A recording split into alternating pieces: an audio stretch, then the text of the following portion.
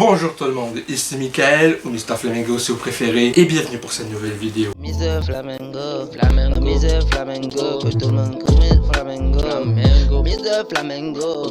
Lego Batman Legacy of the Dark Knight sortait le 22 mai dernier. Je l'ai pas encore fini, mais je pense que je suis à mi-chemin.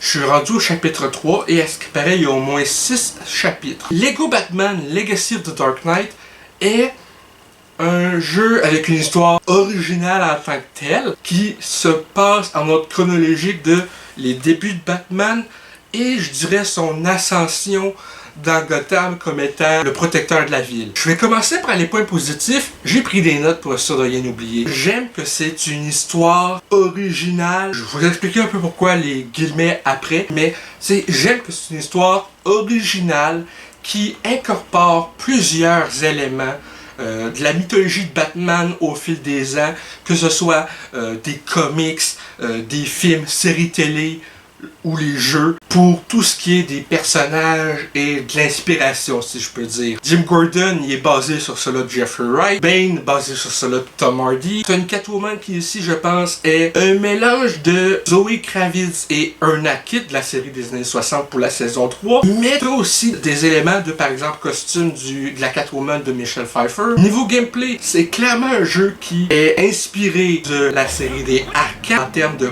combat, t'as pratiquement les mêmes mécaniques adaptées à la sauce Lego. La plus grosse différence niveau histoire et gameplay, je dirais, c'est que ici, Gotham a des citoyens.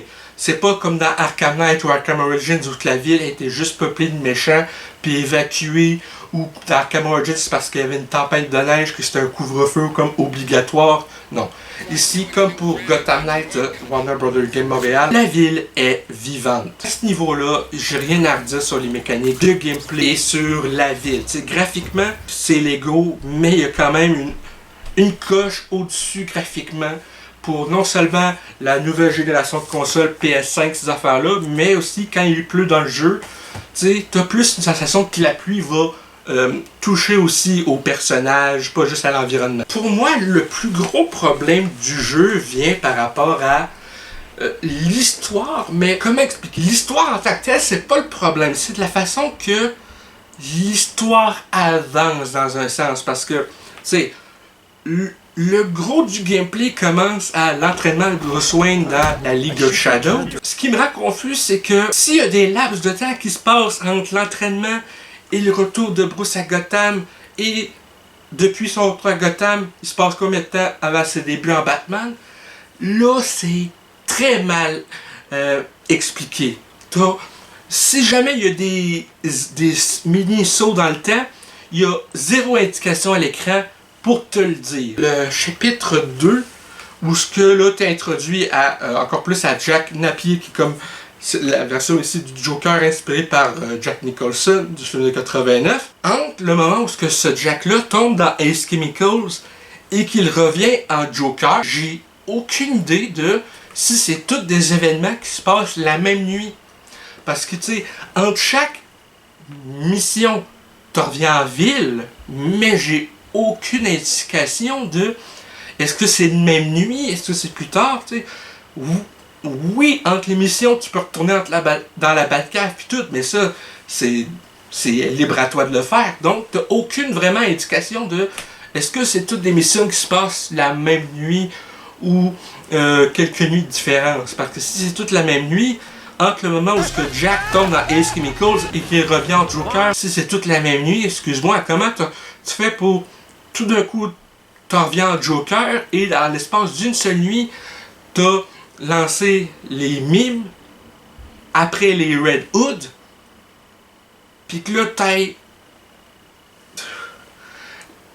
les ballons, puis toute l'équipe, puis les hommes de main pour la parade. Je veux bien croire que c'est un jeu Lego, mais je pense que niveau histoire, il y aurait quand même pu avoir plus d'indications de le temps qui passe pour le joueur, parce que ce soit un jeu Lego ou un type de jeu classé T ou M, niveau narratif, il n'y a aucune excuse pour que ça soit pas mis en contexte. L'autre aspect mitigé, voire négatif, que j'ai sur l'histoire, c'est que, tu sais, en plus d'incorporer plusieurs éléments issus de films, séries ou jeux ou comics antérieurs de Batman, il y a tellement de références à des répliques ou à des événements d'un jeu ou d'un film, dont justement j'en reviens à ça, le Joker de Jack Nicholson.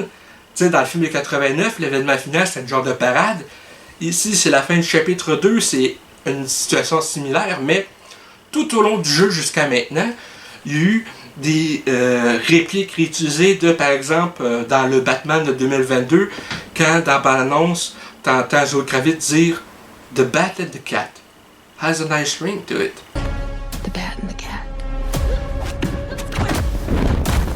It's got a nice ring. Ben ici, la Catwoman, elle va réutiliser cette réplique-là. Le Joker, quand tu l'affrontes au sommet de la genre de cathédrale dans le jeu ici, même affaire, c'est « Ah, tu frapperas pas un gars avec des lunettes, hein, dis-moi ». You wouldn't hit a guy with glasses on, would you?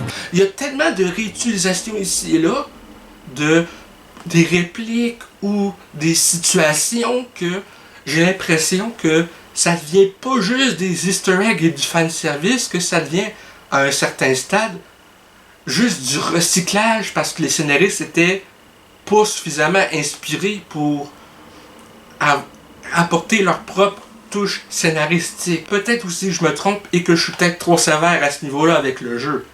Mais c'est pareil, juste vraiment l'impression que ça me donne. Globalement pour moi, Lego Batman Legacy of the Dark Knight, c'est un solide 3 flammes sur 5. Êtes-vous d'accord avec mon avis? Êtes-vous en désaccord? Eh bien, laissez-le moi savoir de façon respectueuse et constructive dans les commentaires si ça vous tente. Et si cette vidéo vous a plu, n'hésitez pas à me dire dans les commentaires également. À laisser un petit like, ça fait toujours plaisir, et un abonnement à ma chaîne pour ne rien rater de mes prochaines vidéos. Sur ce, c'était Michael, et je vous dis à la prochaine. Peace and love.